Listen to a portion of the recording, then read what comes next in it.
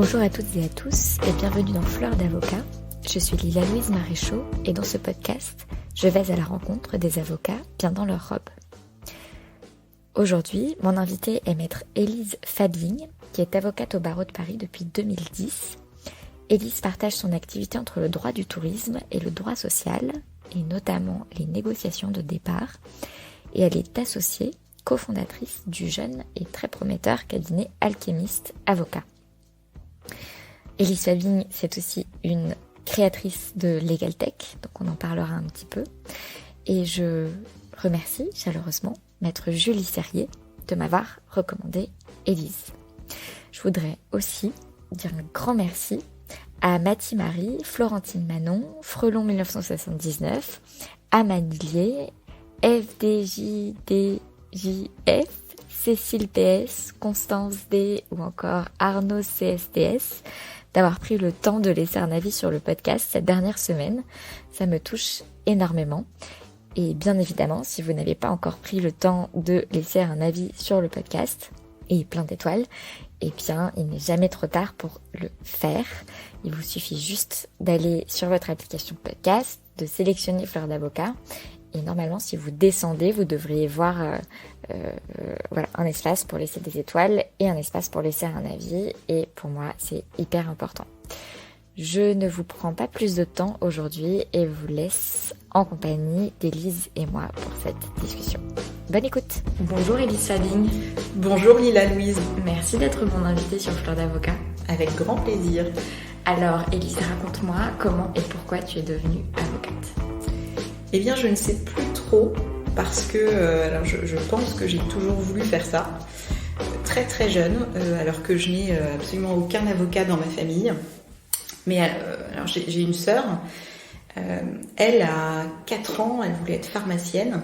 On ne comprenait pas pourquoi non plus. Elle est aujourd'hui pharmacienne. Moi, je voulais être avocate. Je le suis aujourd'hui. Mais ça représentait quoi pour toi, avocate ? Alors, à l'époque, c'était surtout un jeu de Playmobil. J'avais un petit tribunal. Je commandais ça à chaque Noël. Le tribunal Playmobil, ça n'existe pas. Ça n'existait pas et ça n'existe toujours pas. Pour moi, c'était la défense. Vraiment, la défense. C'était être là pour mes autres Playmobil, les défendre, éviter la prison. C'était tout ça. Mais c'était pas très construit parce que j'étais toute petite. Et j'ai eu un tout petit doute d'orientation à un moment donné dans ma vie. Mais ça a été extrêmement court. Du coup, tu t'es recréé un tribunal Playmobil tout à fait. Avec les Playmobil existants dans le cirque. Ouais. J'ai beaucoup joué au Playmobil aussi. Donc j'étais curieuse de savoir avec quoi est-ce que tu avais créé avec le cirque. Avec le cirque. Parce que c'était un peu à la romaine, le tribunal au milieu de l'arène. Ok. Voilà. Donc ça te parlait. C'était un sens de la justice un peu particulier. Un peu combattant. Un peu combattant. Mais c'était, à l'époque, c'était ça pour moi. Et t'as parlé d'un doute d'orientation à un moment ?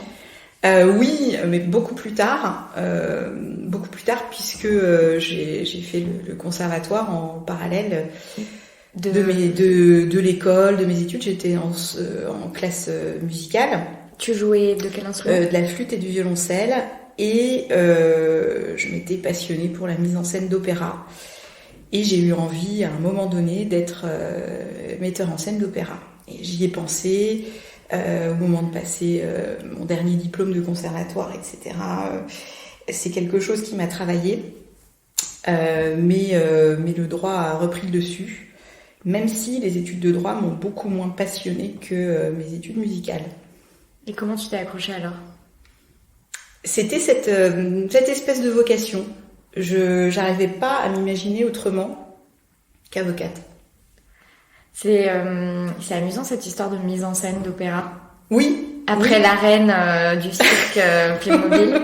Mais il y a quelque chose de très théâtral dans la défense et dans le milieu judiciaire. D'ailleurs, à un moment, j'ai pensé à la magistrature. C'était ce milieu judiciaire qui me passionnait. Mais il y a ce côté très théâtre. Et d'ailleurs, je pense que dans ma pratique professionnelle, presque tout ce que j'ai appris, c'était au conservatoire. La façon de respirer, de poser sa voix, d'être autonome, rigoureux, créatif. Ça c'est la musique, pas tellement les études de droit malheureusement.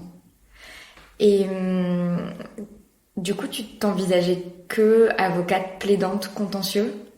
Oui. Même si aujourd'hui, je fais de moins en moins de contentieux et beaucoup de négociations, beaucoup de solutions amiables de litiges, puisque je fais énormément de négociations de départ. Mais il y a quand même ce côté très théâtre. Cette réunion, un petit peu de médiation, la stratégie, essayer de trouver des solutions novatrices, créatives. Tout ça c'est beaucoup la musique. Tu fais donc tes études de droit ? Oui. Avec un objectif devenir avocate, sans ciller. Oui. Est-ce que tu as fait des stages ? J'ai fait des stages. Alors déjà, dans la réussite de mes études, il y a quelqu'un qui a énormément compté, qui est mon associé aujourd'hui, qui est Alice Goutner, qui était à mon opposé, parce que j'étais pas très intéressée par les études de droit au final. Quelques matières m'ont passionnée, j'ai eu des profs exceptionnels, certains. Mais sinon, c'est beaucoup Alice qui savait me dire à quelle heure, dans quelle salle, et ce qu'il fallait réviser. C'était une collègue. C'était ma meilleure amie de fac. Okay. Voilà. On s'est rencontrés et donc toi, t'étais la tête dans autre chose et du coup, tu savais jamais dans quelle salle était le cours et tu lui envoyais. Alors oui, à l'époque, oui, on s'envoyait des textos. Elle est extrêmement organisée et pédagogue, donc elle savait me dire quel cours était vraiment important, d'autres pas, parce que je travaillais aussi à côté, je faisais d'autres choses. Et elle a été mon fournisseur officiel de cours pendant longtemps.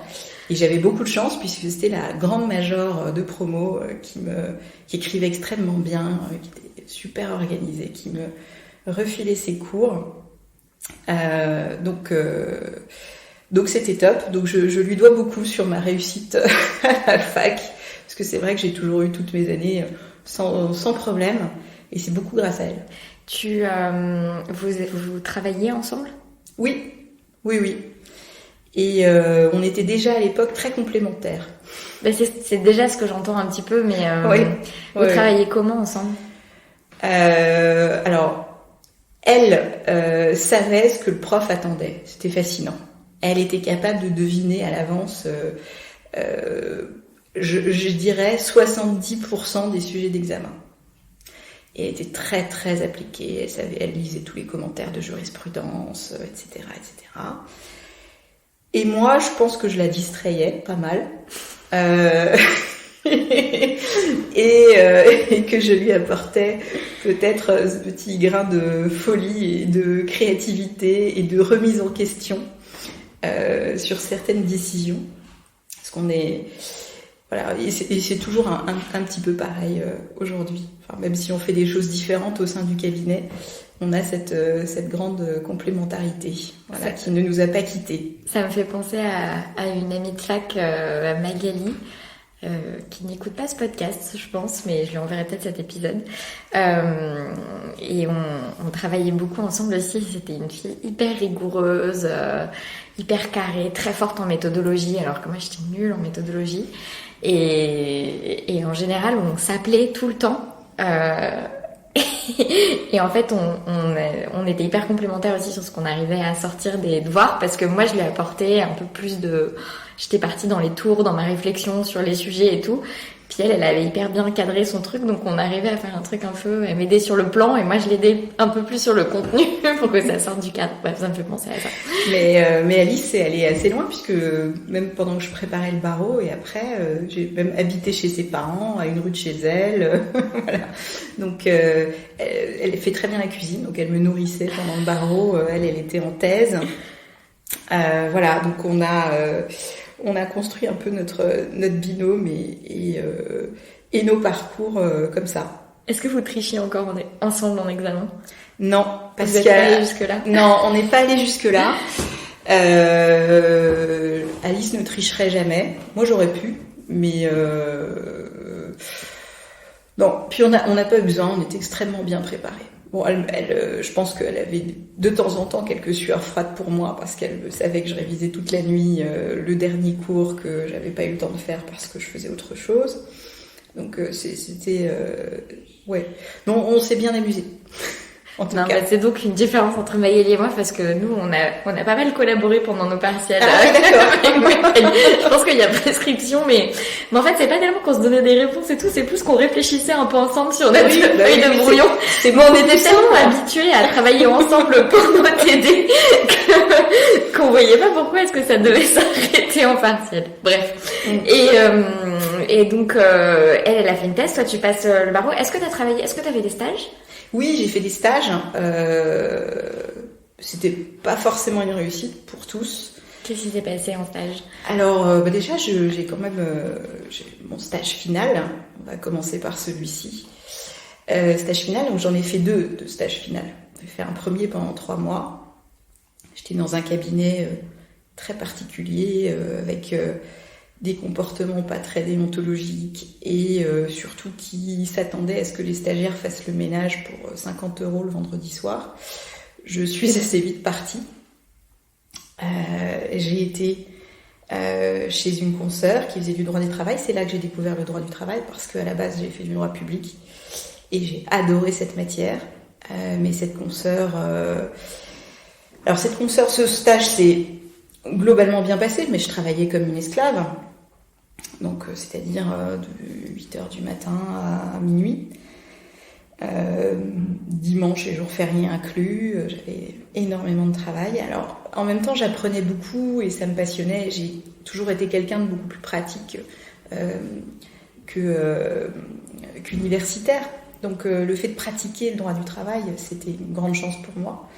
Mais ce stage s'est terminé par quand même une saisine de la commission disciplinaire de l'EFB. Pour moi, enfin, c'est ma maître de stage qui a saisi l'EFB. Alors, jusqu'à la fin de mon stage, ça s'est très bien passé. Elle m'avait fait une évaluation de stage, j'avais 19 sur 20. Et elle m'avait fait une proposition de collaboration. Alors moi qui étais quand même assez soucieuse d'un certain équilibre de vie, je voyais bien que ça pouvait pas coller. Mais je m'étais dit, bon, je prends cette collaboration-là. C'est plus facile de trouver quand on est déjà avocat, et puis je verrai ensuite. Et puis je m'éclatais quand même sur les dossiers, je dois le dire. Et ensuite, je suis partie. C'était l'époque où on pouvait prolonger son stage pendant les vacances d'été. Mais elle m'a donné généreusement une semaine de vacances. Je suis partie une semaine et je suis revenue très malade. Donc je l'appelle, je lui dis que je ne vais pas pouvoir me rendre au cabinet ce jour, je suis malade, etc. Là, pas de réponse, rien. Je me dis, bon, le lendemain je retourne au cabinet, j'étais toujours malade, avec un arrêt de travail. Et donc je lui dis, je ne sais pas si je vous donne mon arrêt de travail. Et là, elle commence à me hurler dessus en me disant que je fais du droit social et que j'ose lui présenter un arrêt de travail. Que quand on est collaborateur, on doit venir quel que soit son état et que c'est à elle de me dire quand il faut que j'aille voir le médecin ou non. Et là, elle prend mon arrêt de travail et me renvoie chez moi. Elle me dit, on se parle la semaine prochaine. C'était un arrêt de travail de un peu plus d'une semaine. Donc je rentre chez moi et là, je me dis, mais c'est quoi ce milieu? Ces confrères complètement dingues. Et donc j'y retourne au bout d'une semaine, j'allais au bureau. C'est un beau bureau près du jardin du Luxembourg. Et là, elle m'appelle, elle me dit ne venez pas au bureau ce matin, Élise, vous êtes convoquée à 16h30. Moi, j'étais quasiment arrivée. Je fais demi-tour, je rentre chez moi et là, je stresse jusqu'à 16h30. Et là, 16h30, licenciement. Licenciement, insulte, intimidation, terrifiant. Donc, licenciement d'un stage. Alors, elle met fin à la promesse de collaboration et licenciement de la prolongation de mon stage final. D'accord, avec mise à pied immédiate, le truc assez humiliant. Ouais, alors on est dans du théâtre là. Hein. Non, mais parce que c'est pour ça que je rappelle licenciement de stage et tout, c'est oui, que... Oui. Non, mais c'est maintenant avec beaucoup de recul et après avoir eu pas mal de stagiaires, je trouve ça tellement absurde. C'est un acte d'intimidation, quoi. Oui, complètement. Et là, moi, j'étais quand même assez retournée. J'avais du mal à comprendre comment un simple arrêt maladie, au vu de tout l'investissement dont j'avais fait preuve pendant ce stage, pouvait tout remettre en question. Donc là, je rentre chez moi, je pense pas à prévenir le FB tout de suite. J'avais besoin d'un peu de temps pour digérer. Et puis en plus, pour moi, le stage final étant passé... Enfin, le FB n'était plus concerné, c'était une histoire d'administration. Voilà, pour moi, le FB n'était plus concerné. Et c'était juste avant de passer les épreuves du CAPA. Et donc, un jour, je reçois un appel de l'EFB qui me dit, voilà, on a reçu une plainte vous concernant, c'est extrêmement grave ce que vous avez fait. Là, je comprends pas. Et en fait, elle m'a accusée de détournement de clientèle, j'étais stagiaire. Alors que rien, enfin, puis je n'exerçais pas. Elle m'a accusée d'avoir rien fait pendant son absence en congé, des choses un peu plus classiques. Et là, le harcèlement a commencé. Elle m'a écrit 5-6 lettres recommandées, avec des manquements différents à chaque fois, en disant que son expert informaticien avait constaté ci ou cela sur mon ordinateur, des trucs complètement délirants. Mais à partir du moment où Martine Klopfer-Pélez de l'EFB a été saisie du dossier, j'étais en pleine préparation en plus des examens du CAPA. Tout s'est extrêmement bien passé, elle a été formidable avec moi, je lui dois beaucoup. Puisqu'elle m'a vraiment prise sous son aile, j'avais son numéro de portable, je pouvais l'appeler à chaque lettre recommandée. Et elle a assez vite compris que ma maître de stage était timbrée. Je suis pas passée en conseil de discipline, elle a fait filtre. Je suis quand même allée soutenir mon rapport de stage avec des vigiles de l'EFB à la porte parce qu'elle voulait venir pour modifier la note, expliquer au jury à quel point finalement j'étais mauvaise après m'avoir mis 19 sur 20. Et donc pas de commission disciplinaire et j'ai pu passer mes épreuves tranquillement. Voilà. Mais donc le stage EFB au top. Comment tu te sentais à ce moment-là ? Très mal. Et surtout, j'avais toujours cette envie d'être avocate, mais j'avais du mal à m'identifier à ces pratiques, à ce milieu. Je suis provinciale, je connaissais pas grand monde à Paris. J'avais pas de réseau et là j'ai douté, je me suis dit que j'allais pas y arriver, qu'il fallait peut-être que je fasse autre chose, mais après l'histoire se termine plutôt bien. Non mais du coup comme tu dis t'étais toute seule, tu connaissais pas grand monde à Paris, t'avais fait d'autres stages avant ces stages finaux à l'EFB ? J'en avais fait 2 qui s'étaient bien passés. Mais donc t'as pu te raccrocher à cela ? J'ai pu me raccrocher à cela, mais en même temps c'était des modèles de conciliation vie pro vie perso qui me correspondaient pas forcément. Donc c'était pas non plus l'éclat total. Je me voyais pas être ce genre d'avocat et ce genre de Parce personne. que du coup c'était comment ? C'était beaucoup d'urgence. Des horaires de travail très lourds.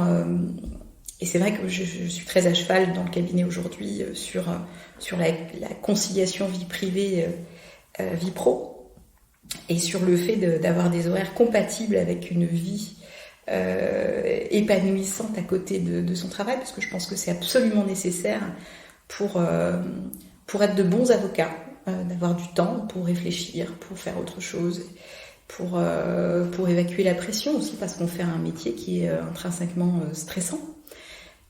Donc c'est nécessaire d'avoir ces respirations pour être plus efficace. Mais donc ce que je comprends, c'est que tu as fait donc des premiers stages qui se sont bien passés, mais avec gros rythme, urgence. Donc tu te projetais pas par rapport au rythme et par rapport à ces envies de conciliation vie pro vie perso. Et que ensuite tu as tes stages finaux de l'EFB.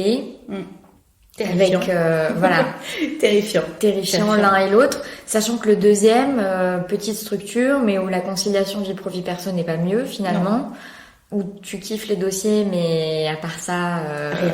Voilà. Donc, comme pourquoi j'ai persévéré. Ouais, d'une certaine manière. Non, d'une certaine manière. Mais enfin, des modèles différents quand même. Mais en tout cas, que des modèles où tu vois pas forcément de possibilité de concilier vie pro vie perso. Que des modèles dans lesquels je ne me sentais pas m'épanouir à terme. Voilà, ça c'est clair.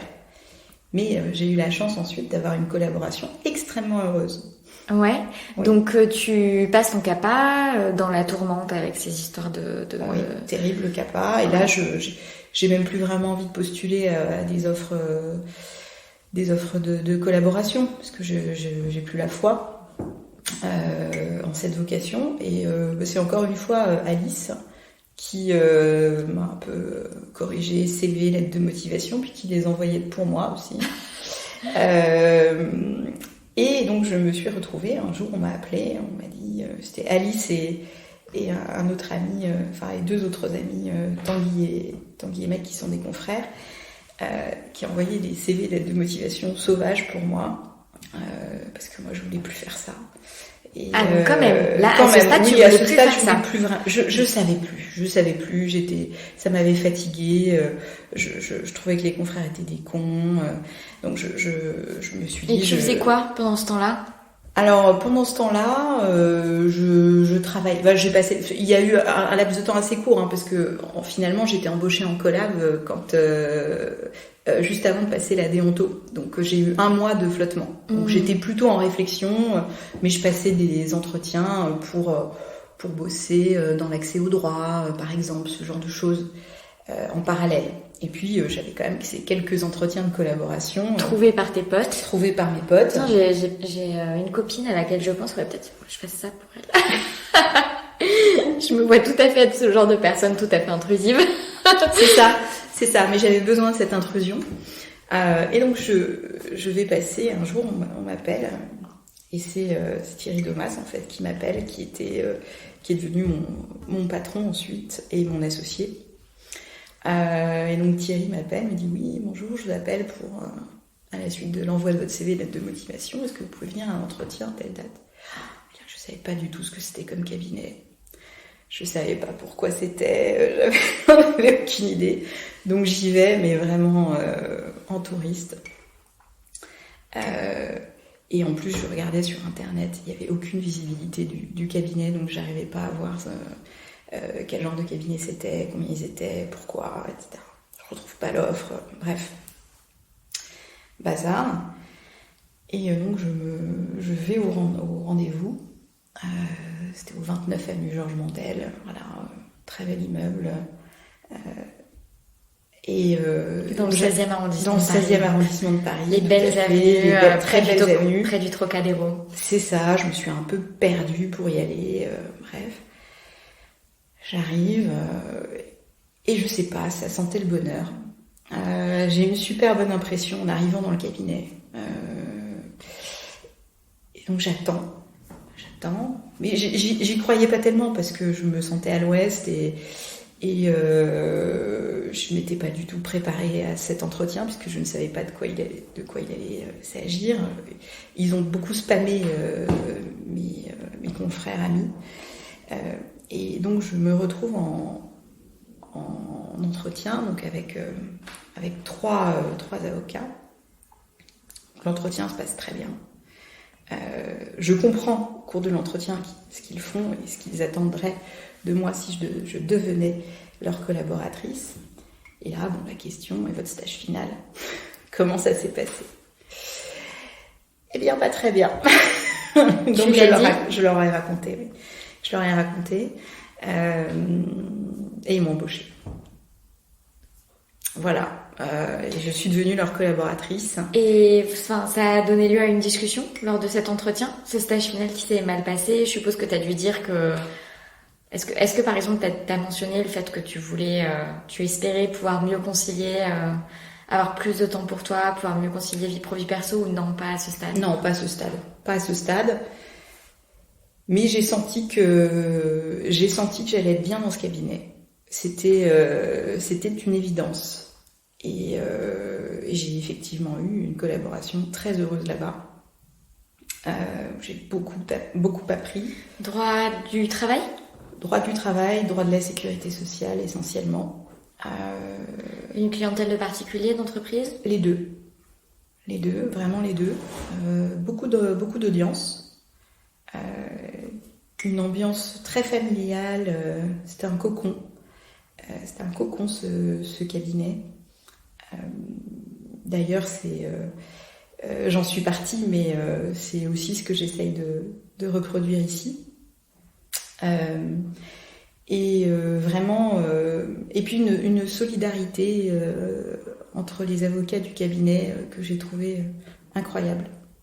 C'est une valeur très forte de ce cabinet-là, autour de Thierry Domas, et ça m'a beaucoup inspirée pour le reste de ma carrière et la construction de ce cabinet-là.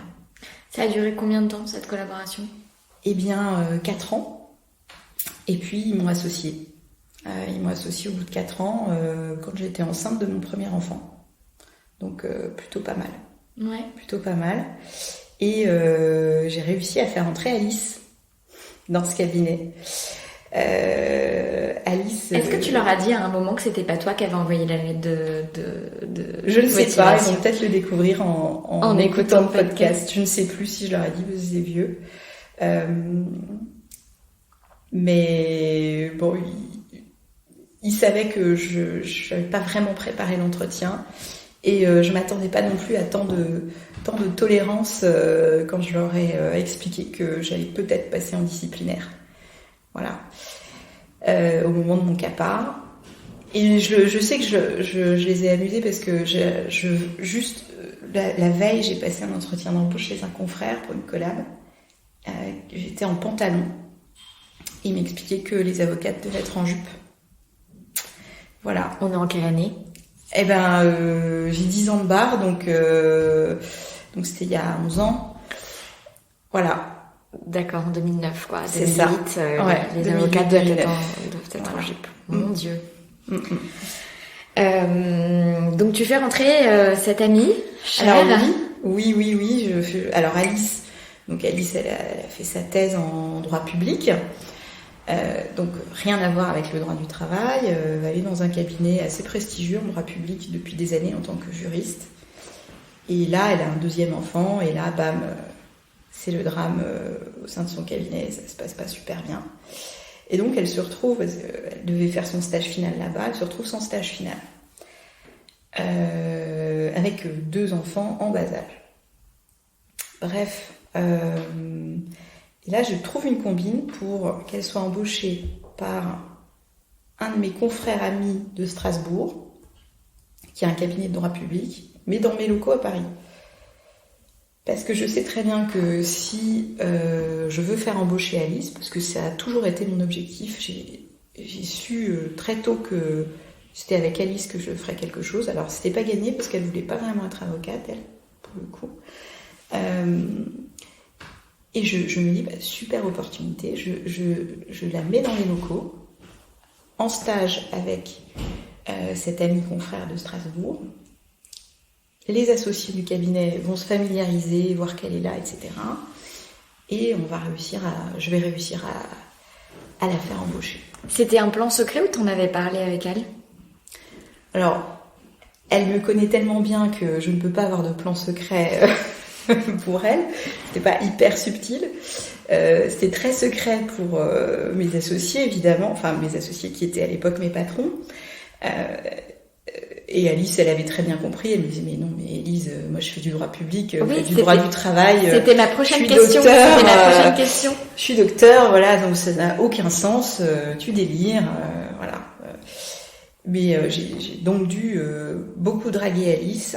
Et les associés du cabinet, c'était somme toute plus facile parce qu'ils avaient vu, puis Alice, c'est une intelligence brute remarquable. Elle est capable de tout faire extrêmement bien.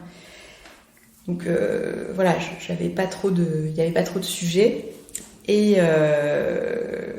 finalement, ça l'a fait. J'ai dit à Alice, écoute, viens, c'est un cabinet super, dans lequel on a des conditions de travail exceptionnelles. Le droit public, on va en faire, je te le promets, on va le développer. Et moi, j'étais en train de devenir associée à ce moment-là. Et je lui dis, je t'assure, on va trouver un moyen, on va le développer, le droit public, tu vas en faire, tu vas faire un peu de droit du travail, ok, mais c'est génial, le droit du travail, ça va te plaire. Et elle a finalement dit oui, et elle est devenue collaboratrice l'année où je suis devenue associée. Voilà. Comment ça s'est passé cette relation associée, collaboratrice avec une amie très proche? Très bien. Très bien parce que... moi je suis pas quelqu'un de très hiérarchie et c'était simplement une différence pour moi qui était momentanée, pour elle aussi, parce que elle savait que mon plan secret c'était qu'elle devienne associée, ce qu'elle est devenue ensuite. Donc c'était un temps nécessaire pour la faire admettre comme associée, mais j'ai jamais eu un rapport avec elle de management parce que elle est super bonne et on travaillait déjà comme on travaille toujours, c'est-à-dire en parfaite égalité sur les dossiers et en complémentarité. Et alors je comprends que tu es quelqu'un qui a des plans. Oui. Que tu as des plans secrets, plus ou moins secrets, mais en tout cas que tu as des plans. Oui. Est-ce que quand tu es rentrée dans ce cabinet et que tu t'y es sentie bien, tu as eu le plan de devenir associée de ce cabinet? Bien sûr. Et alors, c'était quoi ton plan? Alors, mon plan, c'était de devenir associée de ce cabinet-là. Oui, non, mais du coup, le comment? Bien sûr. Le comment. C'était quoi ta stratégie pour le devenir? Alors, il n'y a pas eu tellement besoin de stratégie. En fait, à un moment donné, j'ai eu la chance de réussir à développer une clientèle perso très rapidement, qui est devenue assez importante. Et donc, fatalement, la question de que fais-je? Je pouvais plus rester collab. J'avais trop de boulot, trop de dossiers perso. Alors, j'ai eu un moment entre deux avec eux de réflexion, mais qui n'a pas duré très longtemps parce qu'ils m'ont assez vite proposé de devenir associée. C'était le bon moment pour moi. Et eux avaient une associée qui était partie pour s'installer en Afrique avec son conjoint. Donc ça tombait... le timing était assez bon pour eux. Il y avait un petit peu cette part à prendre. Et pour moi, c'était le moment. Même si j'étais enceinte jusqu'au cou, d'un point de vue pro, c'était ce qu'il me fallait. Et Alice a assuré mon congé mat, d'ailleurs. Et comment est-ce que tu as développé ta clientèle personnelle? Alors, c'est beaucoup de chance. J'ai fait...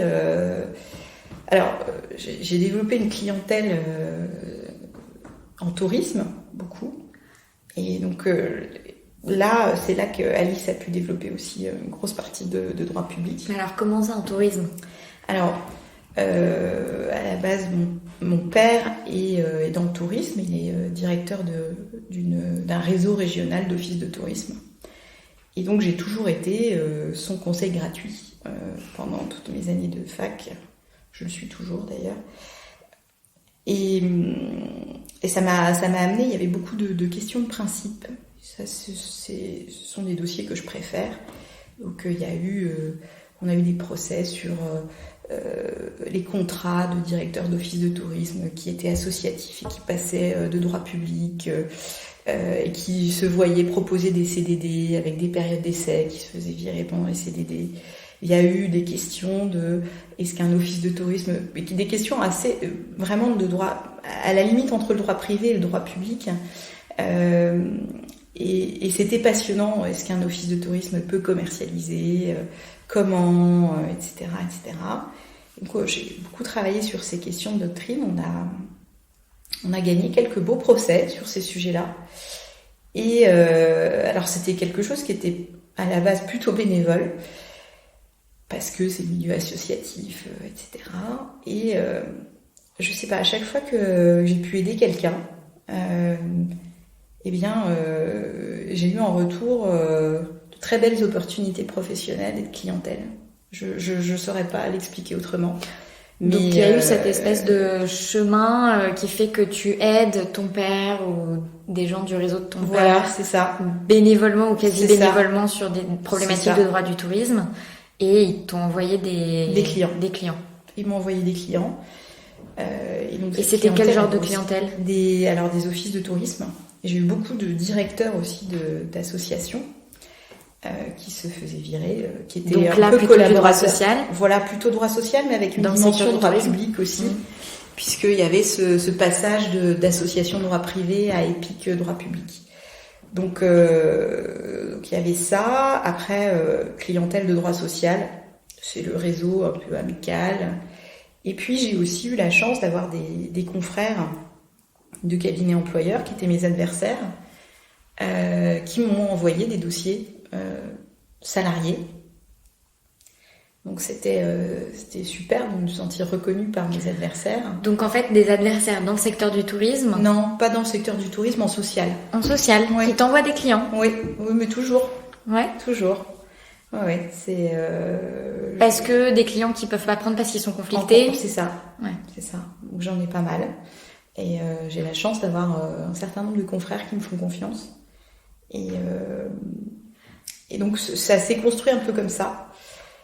Et puis, au bout de 4 ans, j'avais quand même déjà une jolie clientèle qui ne demandait qu'à être développée. Une bonne base. Donc en fait, ton développement, ça a été beaucoup de bouche à oreille. Énormément. À partir de quand même une activité un peu bénévole. C'est-à-dire que c'est ça. tu t'es formé sur le tas et t'as pas mal donné, et ça a donné lieu à des opportunités. Et pour le coup, les personnes qui venaient sur recommandation, cette fois, tu les facturais parce que... Bien sûr. Exactement. Et j'ai eu la chance d'avoir des clients exceptionnels qui ont été souvent extrêmement reconnaissants et qui m'ont envoyé beaucoup de monde. Voilà. Ça a vraiment bien fonctionné comme ça. Et encore aujourd'hui, on marche beaucoup évidemment à la recommandation. Et tu t'associes donc? Je m'associe. Dans une suite logique, enfin tu n'empêches que tu coches ta case du plan. C'est ça. Double case d'ailleurs parce que tu embauches Alice et tu t'associes en même temps, donc t'as dû boire pas mal de champagne. Enfin bon, là t'étais enceinte, mais j'étais enceinte, ouais. Non, mais j'étais super contente. C'était une très belle période. C'était super. C'est vraiment super. J'étais très très heureuse et je me suis dit, je suis en train de devenir l'avocate que j'avais envie d'être. Et tout se passe vraiment très bien. Et donc, attends, je suis en train de devenir l'avocate que j'avais envie d'être. Il y a un moment où tu t'étais un peu, quand tu te laissais arriver, tu l'avais formalisé? Oui, en fait, c'est vrai que j'avais besoin de cette grande liberté, à la fois dans le traitement de mes dossiers et dans mon organisation personnelle. Cet esprit d'équipe est très solidaire. On est vraiment là les uns pour les autres, et quand on a une question, quand il y a un problème dans un dossier, on se retrousse tous les manches et on réfléchit tous ensemble. Et ça, il y a peu de cabinets dans lesquels il y a cet esprit d'équipe. Et je me suis dit, c'est ça que je veux, et pour le reste de ma vie. Voilà. Et en plus avec Alice, donc c'était absolument parfait. Donc tu t'associes, tu te vois devenir cette avocate que tu as envie d'être. Comment se passe cette association? Très bien. Ça se passe très bien. Vraiment une grande liberté, des dossiers passionnants, toujours plus de clients. Et du coup, ta clientèle tourisme, tu l'as intégrée à celle du cabinet? Bien sûr, tout a été intégré. D'ailleurs, en fait, je ne traite plus que ma clientèle au cabinet. Je ne traitais plus que ma clientèle au cabinet, puisque je suis partie. Mais vraiment, voilà. En plus, je rencontre ensuite Arthur. Arthur, qui était mon premier stagiaire quand je suis devenue associée. Arthur, qui est mon associé aujourd'hui. Et on forme un super binôme. Il est exceptionnel, vraiment, dans le traitement des dossiers.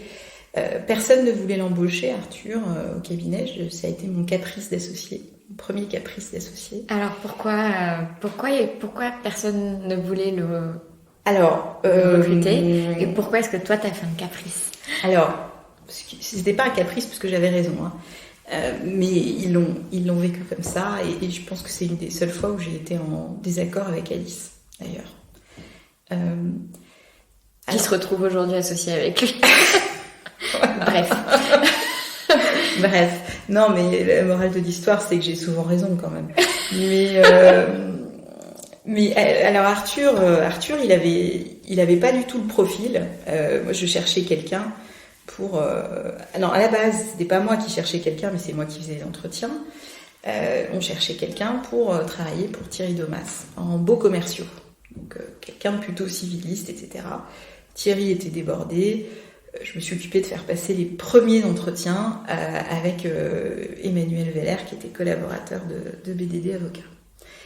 Et on recevait des CV, et on reçoit celui d'Arthur, et surtout sa lettre de motivation qui était très très particulière. Il parlait de désir ardent d'embrasser la profession, enfin, très lyrique, très idéaliste, et avec un CV en plus qui ne collait absolument pas, puisqu'il avait fait de la criminologie, il était parti en Inde, il cochait à peu près aucune case du candidat idéal. Et j'ai dit, je veux le recevoir. Là, la mise en scène d'opéra s'est réveillée en toi, non? Peut-être, non. Puis, ce qui m'a plu, c'est que il avait passé le concours de la FEMIS. Et moi, j'aime beaucoup les gens qui ont des parcours un peu différents et qui ont su faire d'autres choses dans la vie et qui ont l'esprit ouvert. Et pour moi, ça signifie aussi la rigueur, l'autonomie, la créativité, qui sont des qualités essentielles pour un avocat. Donc je reçois Arthur avec Emmanuel. Alice me dit, mais pourquoi tu l'en reçois, t'as que ça à faire, on a plein de boulot. Bon. Mais bon, si ça t'amuse, alors, je reçois Arthur et là je dis, il faut qu'on le prenne. Il est super. Bon. Réaction extrêmement mitigée au cabinet. Bon, c'était un stagiaire FB et surtout il y avait une autre candidate qui cochait absolument toutes les cases, PPI chez Gide, etc. Cursus parfait. Et on avait prévu de prendre qu'un stagiaire FB. Et on a fait passer un deuxième entretien. Donc il a passé l'entretien avec mes deux associés, les deux Thierry. Il avait un cas pratique à faire, il a été évidemment extrêmement bon, mais forcément les deux Thierry, préféraient l'autre candidate qui cochait parfaitement toutes les cases. Et puis j'ai dit, on va en prendre deux. Et il va bosser avec moi. Et voilà, c'est comme ça que ça s'est fait. Mais Arthur a rejoint l'équipe, d'abord en qualité de stagiaire EFB, et il est devenu collaborateur. Voilà pour l'histoire. Et ça a parfaitement matché dès le début. Oui. Parce qu'il est très brillant, excellent juriste, parce qu'il comprend tout très vite et qu'en plus il a une bonne plume. Bon, alors il a fallu l'alléger un peu sa plume, mais oui. C'est ce que j'ai cru comprendre. Mais il y avait une bonne base, une excellente base, et il est un avocat aujourd'hui vraiment très très très bon. Voilà, je suis très fière de lui. Et du coup, ça a l'air d'être un peu le pays des bisounours là, ce cabinet que tu me décris. Tu veux savoir pourquoi je suis partie? Bah oui. D'ailleurs, je suis pas la seule, je suis sûre que là, tu vois, il y a des centaines d'auditeurs qui nous écoutent et qui veulent savoir pourquoi t'es partie. Alors, je pense que ça a été la décision la plus difficile de ma vie pro. Voilà. Parce que je les aimais beaucoup, parce que j'adorais ce cabinet et que j'avais jamais envisagé dans mon plan le départ. Pour moi, j'allais y rester toute ma vie. Mais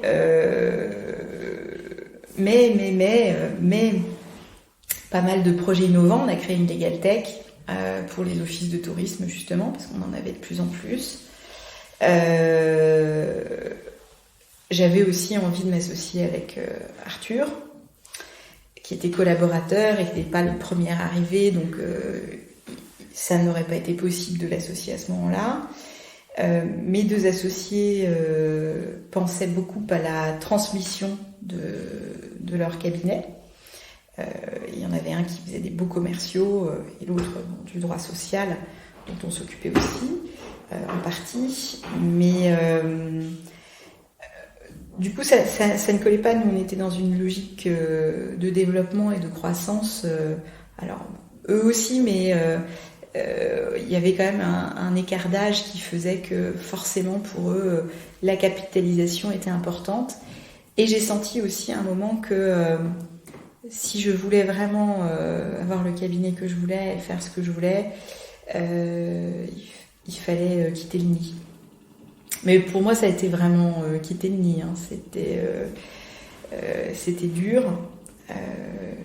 Quand j'ai démissionné, j'ai perdu ma voix pendant une semaine. J'ai fait une grosse extinction de voix.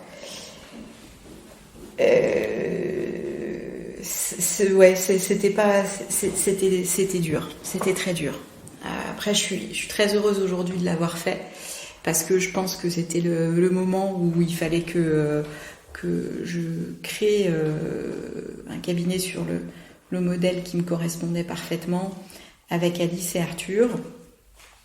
Mais c'était pas une décision évidente. Et il y avait évidemment beaucoup d'affect, d'admiration, de reconnaissance. Et en même temps, voilà, j'avais besoin de cette liberté. Et quels ont été les retours ? Les retours, c'était très dur pour eux aussi. Mais après, Thierry Domas, je pense qu'il a compris vraiment. Et je sais qu'il est toujours là pour nous. Et comment ça se manifeste ? Déjà, il travaille toujours avec nous, avec Alice notamment. Ensuite, je saurais pas le dire, mais on a déjeuné il y a pas très longtemps ensemble. Voilà, il y a toujours ce lien fort et c'est vrai que je sais que je lui dois énormément dans ma construction d'avocate. Voilà. Et donc tu montes ton cabinet. Alors, du coup, je suppose qu'avec Alice, vous avez un peu discuté de votre plan.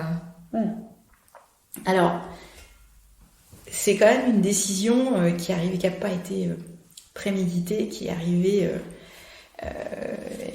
assez rapidement au moment de la Legal Tech. C'est vrai que nous, on avait envie de faire des investissements, ce genre de choses.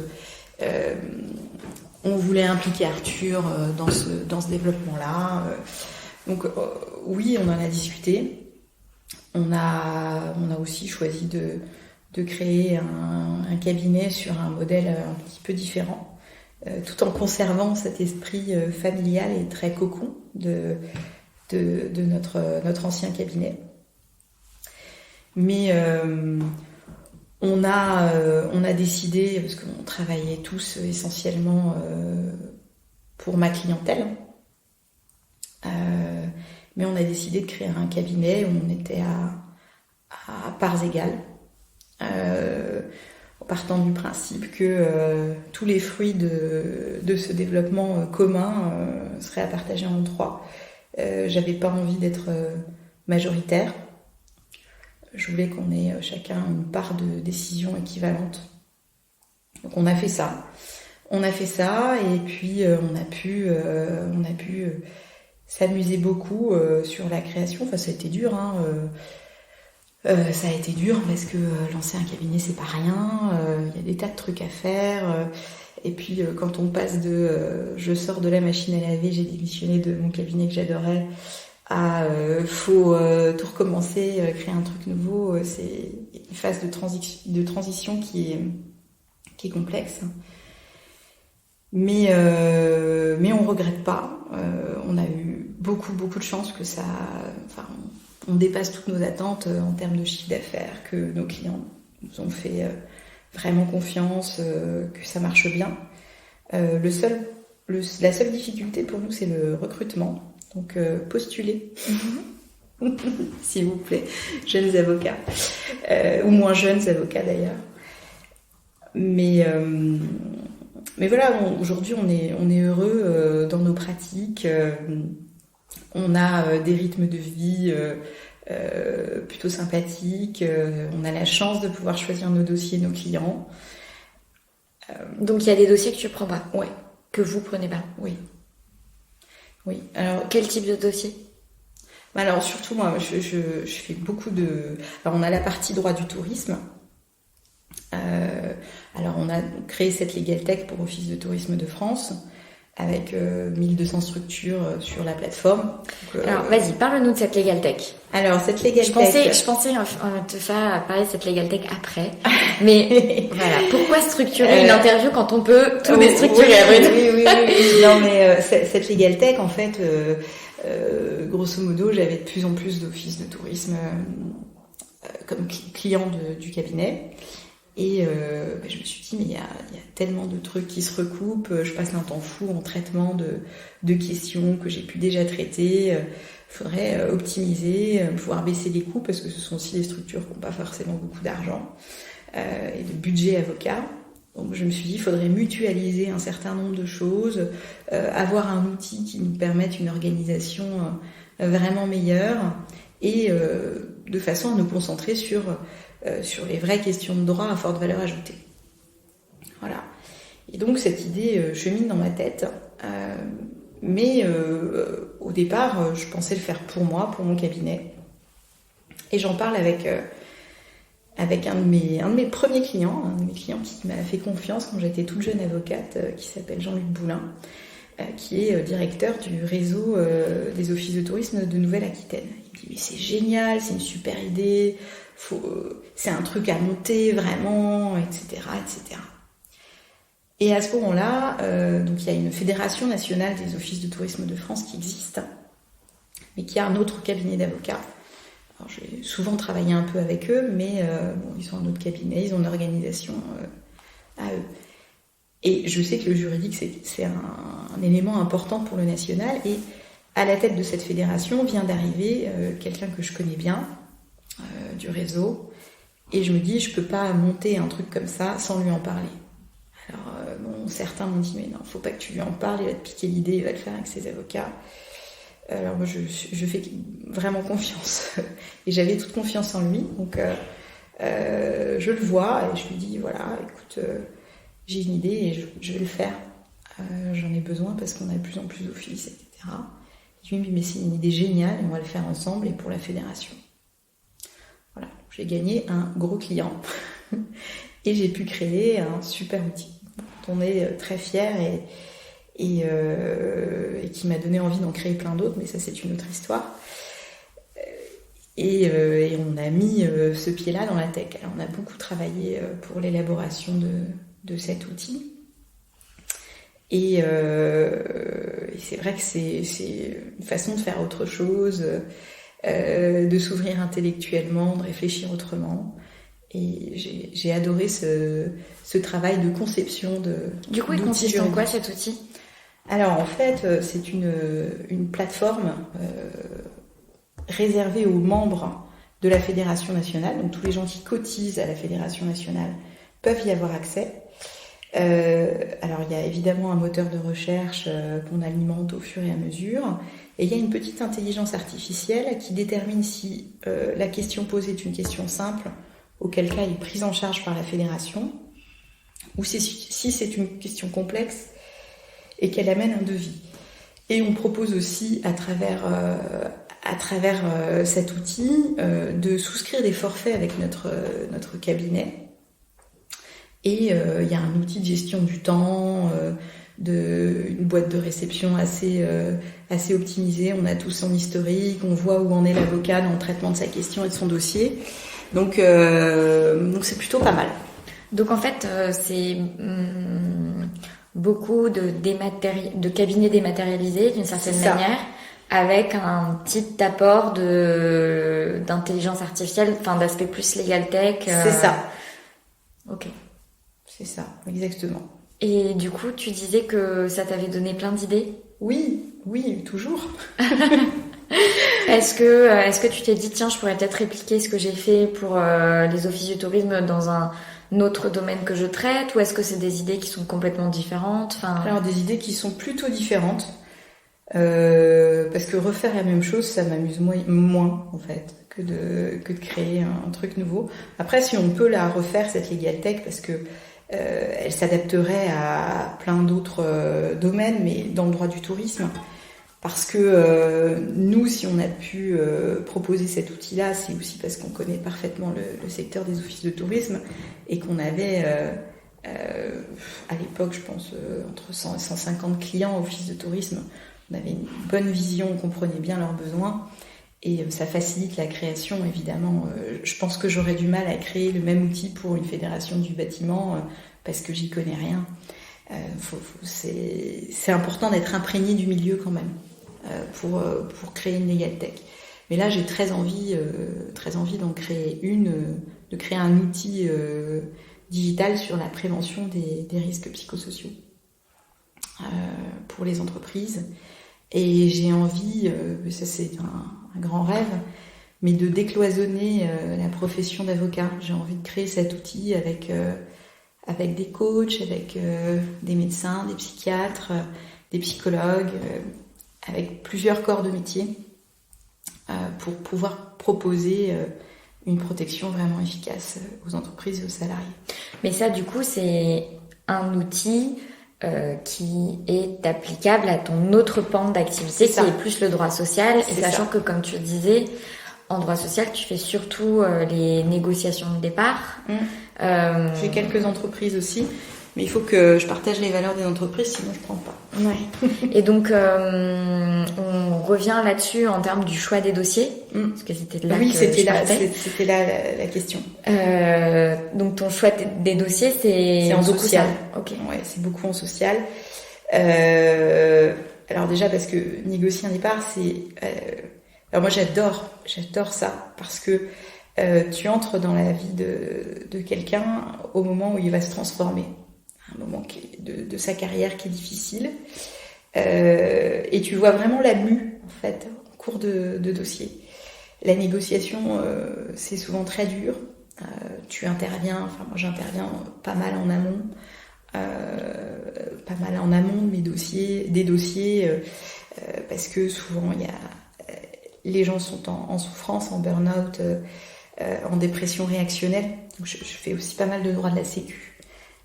Sur ces dossiers-là.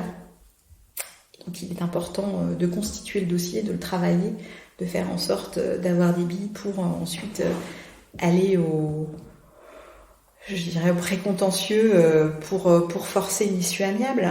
Mais alors c'est passionnant parce que je rencontre des gens qui ont des parcours incroyables. Et que je les vois avoir de nouvelles idées, se développer, se transformer, sortir de leur dépression réactionnelle. Le moment de la négociation est aussi assez magique, parce que ça y est, c'est fini, on va pouvoir passer à autre chose. Donc c'est un moment de vie super précieux, et j'ai besoin, pour bien travailler, de me sentir bien avec le client, la cliente. C'est une question un peu de sensation, mais je vais les avoir beaucoup au téléphone. D'ailleurs, je me définis souvent comme une coach juridique parce que on est un peu au-delà du métier d'avocat. Je me suis beaucoup formée sur ces trucs-là et sur cet accompagnement. Il y a beaucoup de stratégies. Donc il faut être raccord, il faut se faire confiance.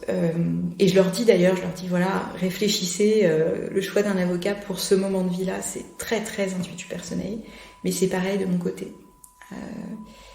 on est meilleur quand on croit au dossier et quand on apprécie les clients pour lesquels on va négocier un départ. Et alors, ce que je comprends de ton parcours, c'est que c'est surtout l'aspect droit du tourisme qui t'a porté dans ton développement et qui t'a permis de prendre ton autonomie peut-être financière, non? C'est vrai. Non, ça a été les deux. C'est vraiment les deux. Les deux en parallèle. Et dès le départ, tu t'es permise de refuser des dossiers, de pas prendre des dossiers. C'est quelque chose, c'est quelque chose qui est ancré dans ta manière d'être depuis jeune avocate. Oui, parce que j'ai toujours eu le confort d'être bien payée en collaboration, donc je pouvais me le permettre. Puis c'est pas pareil de refuser un particulier que de refuser un employeur aussi. Après, j'en ai refusé des employeurs, même jeunes collaboratrices ou jeunes associés, parce que j'aimais pas ce qu'ils faisaient. Faire des licenciements à la chaîne, injustifiés, fabriqués, ça m'emballait pas. Mais oui, j'ai toujours choisi mes dossiers et j'ai eu la chance d'avoir des clients que j'ai souvent beaucoup admirés. Et pour en revenir à ce dont tu parles sur la négociation de départ et le fait de prendre assez en amont le dossier, etc. Moi, c'est amusant parce que, d'ailleurs, je t'ai envoyé une cliente dans ce contexte-là. Et c'est une amie qui me dit donc qu'elle veut partir de sa boîte et que là il faut qu'elle négocie, et je lui dis mais tu sais avant ta discussion où tu vas un peu poser les choses, appelle un avocat. peut-être que c'est bien, ça se prépare ce genre de choses. Et on a un peu discuté parce qu'au début c'était pas évident pour elle de faire monter un avocat avant que la situation soit un peu cristallisée, avant que qu'il y ait officiellement un conflit et que ça n'avance pas. Et ça, c'est quelque chose que je vois plusieurs fois. J'ai une autre amie dans son entreprise, ça se passe pas bien, et je lui ai dit mais là ça se passe pas bien, tu devrais consulter quelqu'un qui puisse t'aider à identifier tes possibilités, les différentes portes qui s'ouvrent à toi, quels seraient tes droits en fonction de telle option de départ, etc. Juste avoir une meilleure analyse de ta situation. Et il y a des spécialistes pour ça, et c'est ça que ça sert. Ouais. Et en fait, alors il se trouve que l'amie que je t'ai envoyée, elle t'a appelé et elle était hyper contente parce qu'elle m'a dit, alors heureusement, parce que tout ce que j'avais prévu de faire, c'est ce qu'elle m'a dit, c'est ce qu'Élise m'a dit de ne pas faire, et elle m'a refait le plan de com de ma réunion. Mais tu vois, mon autre amie, pour le coup, c'est difficile. Je trouve. C'est une démarche particulière. C'est une démarche particulière qui est pas du tout ancrée dans les mœurs des justiciables. Et du coup, comment est-ce que toi, tu arrives à avoir Est-ce que tu y arrives déjà à avoir des clients qui viennent avant que ça y est, ils ont commencé à en parler, ils ont dit trop de trucs, ils sont trop avancés dans le process et du coup tu récupères beaucoup de pots cassés? Ou est-ce que tu as réussi à je sais pas, faire un truc qui fait que les gens viennent te voir déjà au moment où ils commencent à s'interroger, ils voient qu'ils vont pas très bien, ils réfléchissent à partir ou ils réfléchissent à leurs options et ils disent peut-être que avant de bouger un pion, je vais appeler une avocate, et ils tombent sur toi d'une manière ou d'une autre. Alors je suis très recommandée par des confrères, donc et c'est vrai que j'ai une clientèle quand même, alors pas uniquement, mais j'ai pas mal de membres de Comex, donc très haut placés, souvent des mandataires sociaux, etc. Donc je fais aussi des divorces d'associés. Et donc eux sont assez au fait, généralement. On l'a dit, prendre en avance. Oui, et puis ont l'habitude dans leur quotidien qu'il y a un avocat derrière qui valide. Donc sur leur dossier perso, c'est presque une évidence. Ouais, mais tu vois, c'est dingue parce que moi, par exemple, une de ces deux personnes dont je te parle, en fait, les deux, il y en a une qui est dans le secteur ressources humaines, donc, tu vois, quand même, qui voit des licenciements pour sa boîte, voilà. Et l'autre, elle est juriste de formation, elle est avocate de formation. Mais et alors... donc, Et ces deux personnes sont quand même aussi les premières à pas avoir recours à un conseiller juridique pour anticiper leur situation. Donc, c'est pour ça que je te pose la question. Mais peut-être que c'est pas pareil que les mandataires sociaux. C'est le syndrome des bons élèves aussi, qui ont l'impression que les choses vont s'arranger parce qu'elles font bien leur travail, parce qu'elles sont entièrement dévouées, que nécessairement leur employeur va faire en sorte que ça se passe bien pour elles. Donc ça, je pense que c'est le syndrome 1. Et c'est si je prends un avocat, ça va être la guerre et je ne l'assumerai pas. Alors que pas forcément. Pas forcément du tout. C'est juste une question de stratégie, de bien choisir certains champs lexicaux, de se protéger. Donc c'est vrai qu'il y en a qui viennent et en rendez-vous et qui me disent mais j'ai peur, j'ai super peur et ça me panique complètement, ou qui me disent mais je vais pas y arriver à envoyer ce mail-là. Alors on réfléchit, on l'adoucit, on fait en sorte de trouver une communication qui leur corresponde mais qui reste dans un chemin précontentieux et qui va protéger leurs intérêts. Mais il y a cette résistance évidemment. Je pense qu'elle vient de ce grand dévouement, souvent des personnes avec de beaux parcours universitaires, de très jolis postes, et qui ont toujours été de bons petits soldats et qui craquent, et qui ont du mal à comprendre qu'elles craquent vraiment, que c'est pas de leur faute, qu'elles sont dans un système destructeur et que l'entreprise peut être déshumanisante sur certains aspects. Et elles ont besoin de prendre conscience du danger avant de se lancer dans l'aventure avocat. Ça, c'est sûr.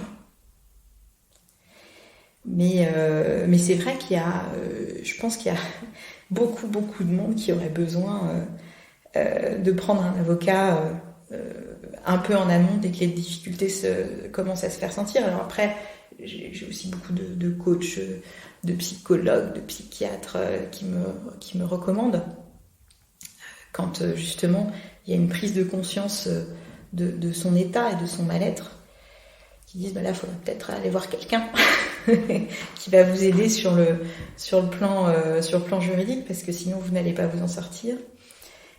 Donc ouais, alors j'arrive quand même du coup, puisque c'est ta question, à avoir beaucoup de dossiers en amont. J'ai quelques dossiers, je dois récupérer les pots cassés quand on arrive déjà au contentieux, mais c'est vraiment pas la majorité. Puis après, j'aime le contentieux aussi, donc... Ouais.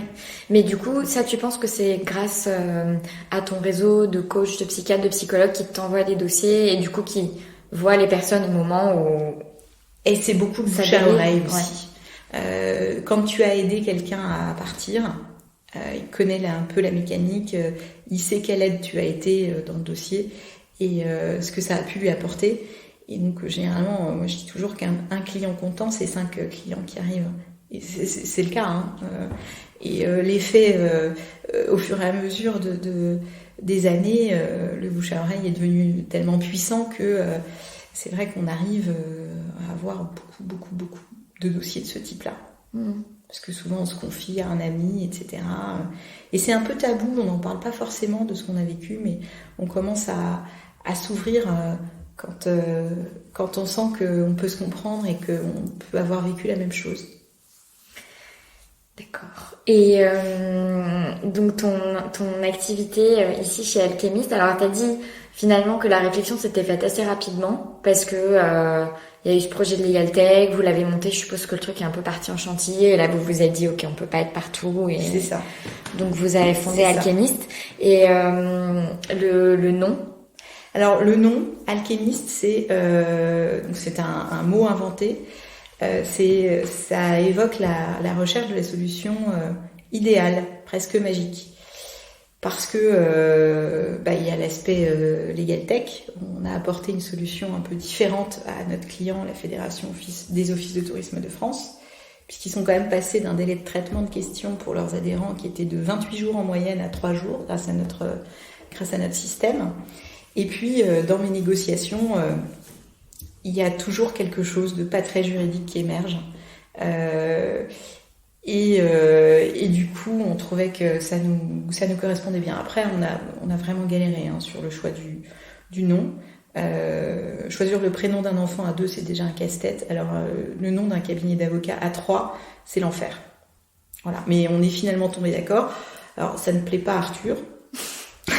Mais il est tombé d'accord Mais quand même. il est tombé d'accord quand même, parce qu'il y avait un moment où il fallait bien qu'on ait un nom. Mais Alice et moi, ça nous plaisait beaucoup.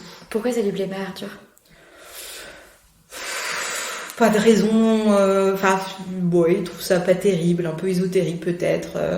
Voilà, c'était pas son truc. Après, on était 2 contre 3, il fallait bien trancher. Donc ça a été alchimiste, et puis on lui a dit mais tu t'y feras. Il s'y fait, je crois. Ok. Et du coup, donc le nom, première étape. Ensuite, vous saviez que vous allez continuer à faire du droit du tourisme, du droit social. T'as dit que ton associée Alice, elle faisait des choses un peu différentes? Oui, alors Alice, elle fait du droit public. Donc, alors on fait tous du droit du travail. C'est notre dénominateur commun. On adore ça. Alice aussi, mais elle est complètement conquise, et elle est excellente en droit du travail, mais elle s'occupe aussi de tout ce qui est droit de la fonction publique, contractuel de la fonction publique. Donc elle a ce volet-là, droit public. Après, le droit du tourisme est une partie, surtout pour les offices de tourisme et les institutionnels, il y a une grosse partie droit public, donc, qui est gérée par Alice. Il y a une partie droit privé, puisque les offices de tourisme sont devenus des agences de voyage. Et donc on a développé aussi une belle activité sur des agences de voyage. Voilà. Alors ça, c'est la partie privée, c'est Arthur et moi qui nous en occupons. Pas mal Arthur. La partie droit public des offices, c'est Alice. Et après, sur toutes les questions de fond, doctrinales, etc., c'est nous 3. On y pense, on réfléchit aux positions qu'on va prendre sur tel ou tel sujet. Parce que le droit du tourisme, ce qui est génial, c'est que c'est en construction permanente. Il y a du droit international, il y a du droit européen, du droit public, du droit privé. C'est en évolution permanente. Il y a tout le temps de nouvelles réformes, de nouvelles applications. Il y a très peu de doctrine, parce qu'il y a peu de praticiens dans ce domaine. C'est un super terrain de jeu intellectuel. Donc on s'éclate. Donc il y a cette partie-là. Et après, moi, c'est vrai que j'ai énormément de demandes de négociation de départ. Alors, c'est principalement moi qui m'en occupe, un peu avec Arthur aussi, mais la négo et ces stratégies-là de départ, c'est vraiment mon truc à moi. Voilà. Donc, je le fais pas mal seul. Arthur est très bon aussi, et il prend le relais sur certains dossiers. Mais c'est quand même une activité particulière. À cause de l'intuition personnelle? Oui, aussi. Et parce que, je sais pas, il y a toutes ces formations en ligne que j'ai pu faire sur les techniques de coaching. Faut être là pour les gens. Faut vraiment être super présent, faut les porter, faut les tenir. C'est un rapport particulier au client aussi. Et tu viens d'évoquer les formations en ligne que tu as faites sur des techniques de coaching, tout ça. Ça, c'est quelque chose que tu es allé chercher en te rendant compte que... Enfin, qu'est-ce qui t'y a amené? Comment tu les as choisis? Ça a été quoi ton parcours vers ça? Alors, ça a été vraiment... j'ai commencé à écouter quelques podcasts... qui m'ont inspiré, quelques conférences sur Tu penses à quel podcast? On va faire la pub de... Oh là là, franchement, j'en ai écouté tellement que je ne saurais plus. Okay. Puis c'était vraiment assez éparse au niveau des sources. Tu te souviens quand est-ce que c'était? Ça, c'est un peu de la formation permanente pour moi. C'est quelque chose sur lequel je suis en veille. Je m'intéresse beaucoup aux techniques de management, à ce qu'on peut proposer sur le coaching, l'accompagnement. Je suis souvent déçue des contenus que je peux écouter, mais il y en a quelques-uns qui m'ont plu. Et après, il y a des techniques de négociation aussi dont j'ai pu m'inspirer. Quand j'ai commencé, je pense que c'est...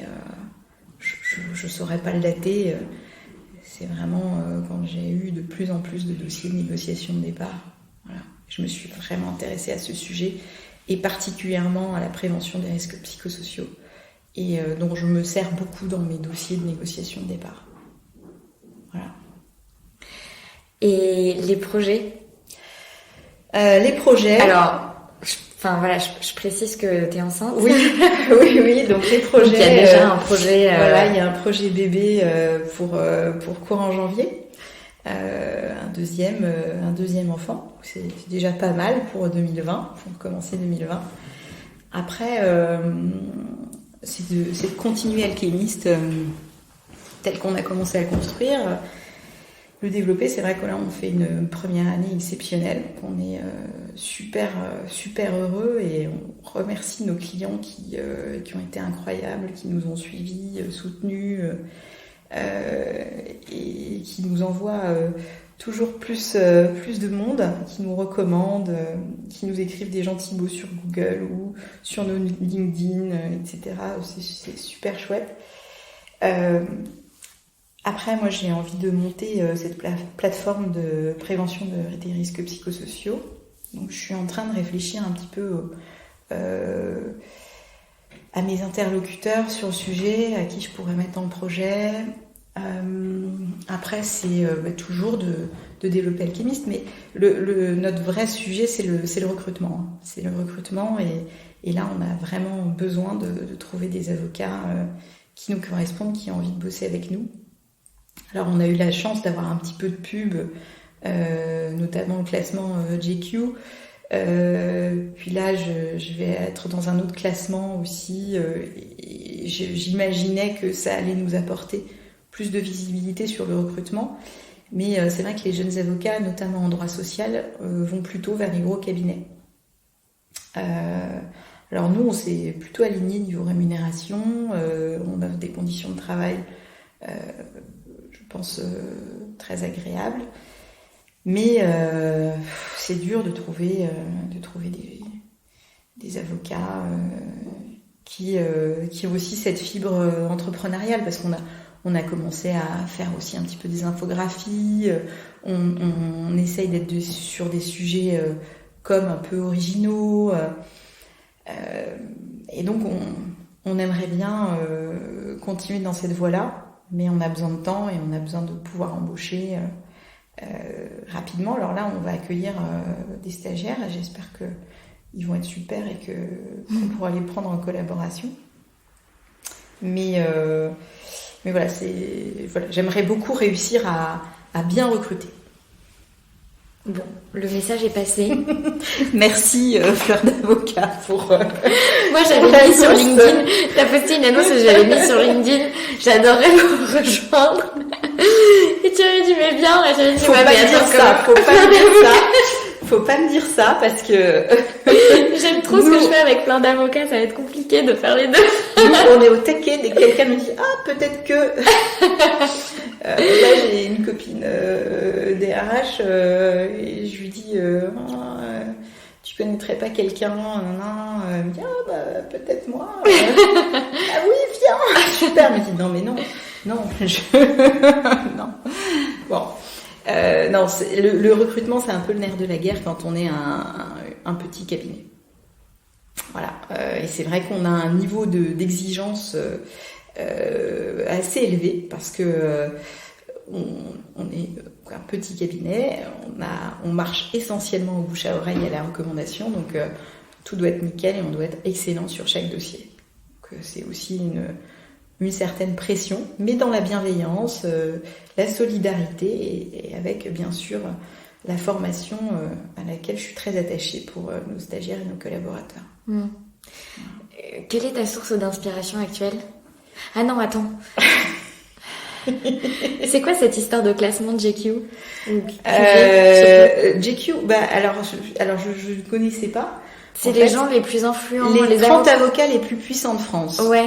Et ils m'ont mise dedans. Je suis bonne dernière. Je ne sais pas.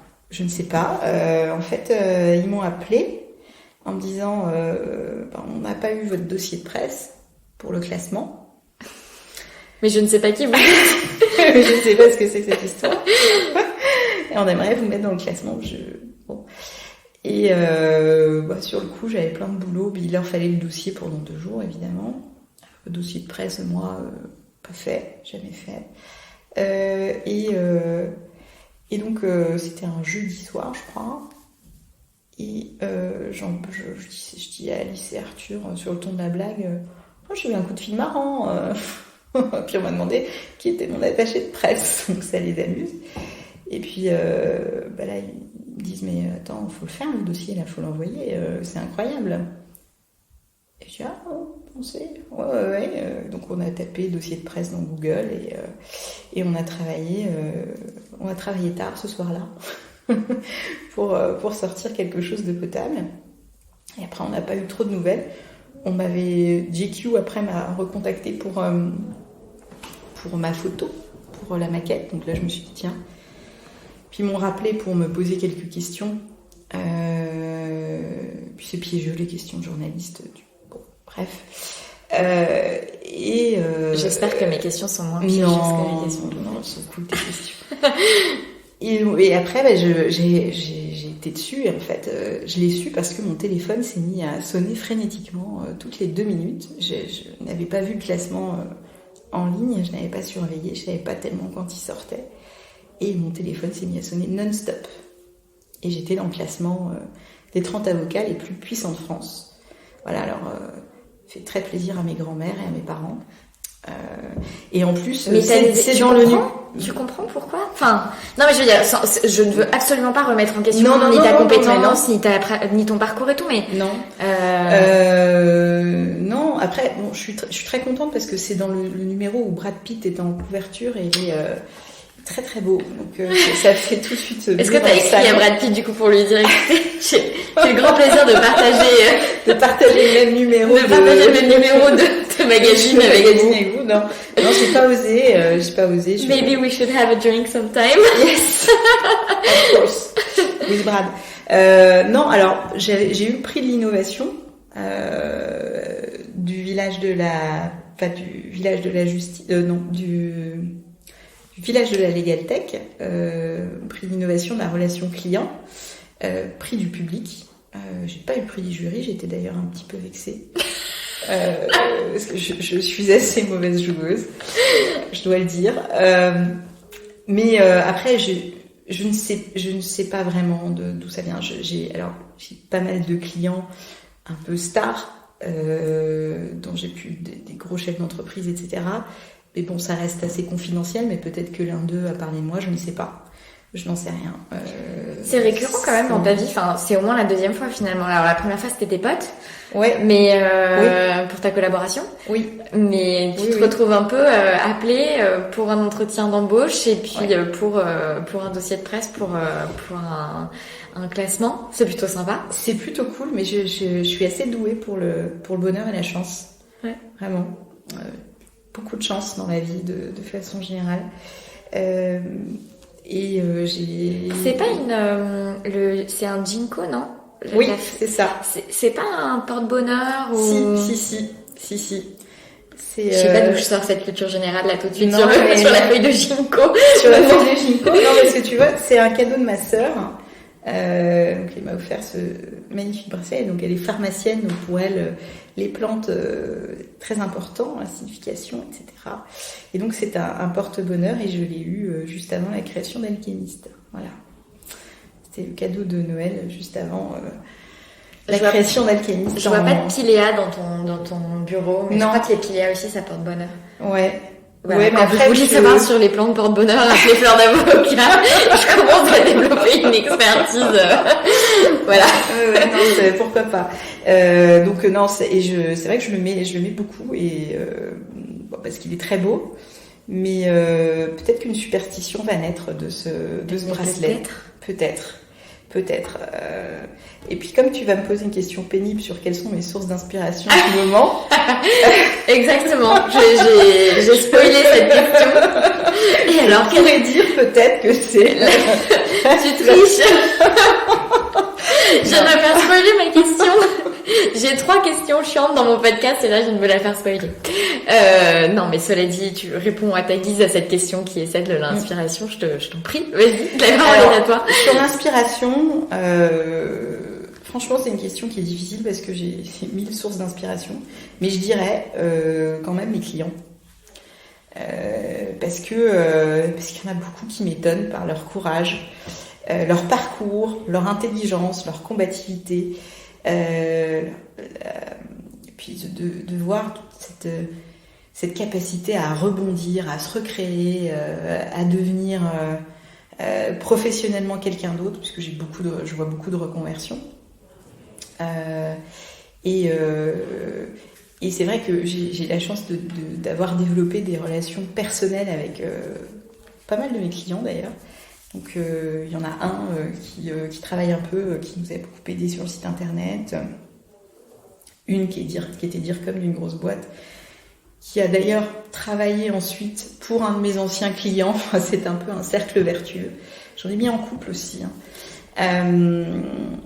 Mais leur parcours de vie chaotique, leur faiblesse aussi m'inspire et c'est vraiment ce qui me fait me lever le matin.